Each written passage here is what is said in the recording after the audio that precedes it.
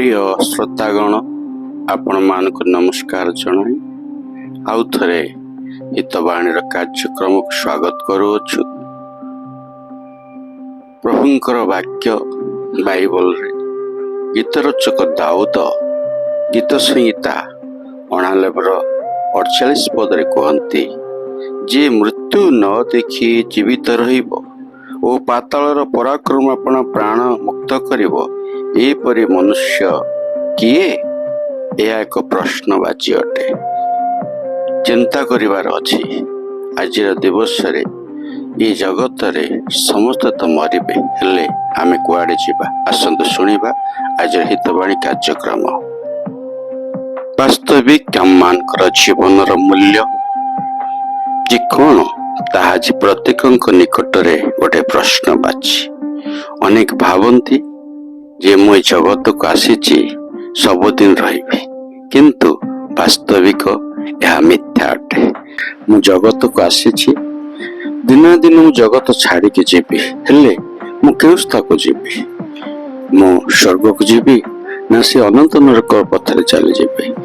मोर जीवन को मु को पथरे नेबी ता मते निचे विचार करी निष्पत्ति नेबा को पड़िबो जे मु क्यों मुख्य मार्ग रे यात्रा करिबी बा क्यों मुक्ति पथ रे यात्रा करी अनंत स्वर्ग रे पहुंची पारिबी। महान ज्ञानी सलोमन राजा उपदेशक वाक्य रे कहंती 11 अध्याय मनुष्यर शेष अवस्था प्रति दृष्टिपात करी से लेखंती समस्त को सावधान करने निमंते से युवा ठारू वृद्ध पर्यंत प्रत्येक को सावधान करी कहंती हे युवा लोक तुम्हें आपण यौवन अवस्था आनंद कर और यौवन काल तुम्हार चित्त तुमको पृष्ठ करू पुणी आपण मनर गति रे और आपण चक्षुर दर्शन रे चाल मात्र परमेश्वर यही सब विषय धरी तुमको विचार रे आनिबे यह तुम्हें ज्ञात हो।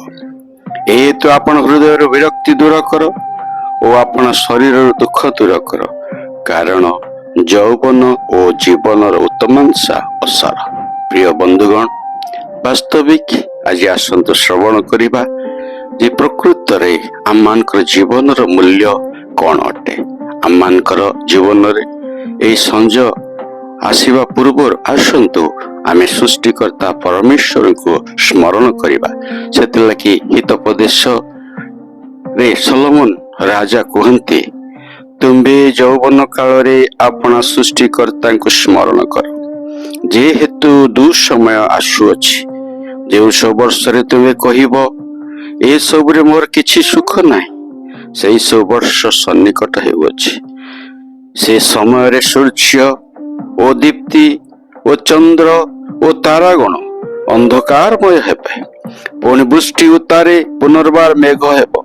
सेई दिन गृह रक्षक मान थरहर हेबे ओ बलवान लोके आपे नत हेबे ओ पेशिका माने अल्प हेबारु कर्मर निवृत्त हेबे। पुणी झरकारे दृष्टिकारिणी माने अंधकार ग्रस्त हेबे ओ पथ आड़े द्वार रुद्ध हब।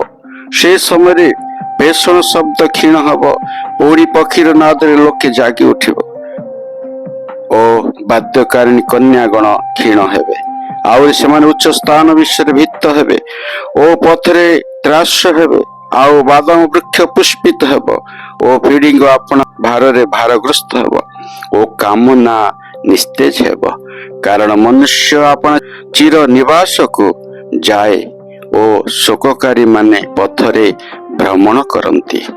सेई समय रूपार तार हुगुला हेब, सुवर्ण पात्र भग्न हेब, माटीर पात्र जल स्रोत निकट चूर्ण हेब ओ कूपर चक्र भग्न हेब। पुणी धूली पूर्व परि मूर्तिकार लीन हेब आउ आत्मादाता परमेश्वर निकट को आत्मा फेरी जीव। उपदेशक कहाई असार असारर सबु असार सबु ही असार, मात्र सार कथा यही सबु शुणा जाई अछि। परमेश्वर को भय कर ओ ताहांकर आज्ञा सब पालन कर, कारण यह ही मनुष्यर पूर्ण कर्तव्य कर्म। जेहेतु परमेश्वर प्रत्येक कर्म पुणी भल कि मंद ପ୍ରତ୍ୟେକ ଗୁପ୍ତ ବିଷୟ ବିଚାରରେ ଆଣିବେ।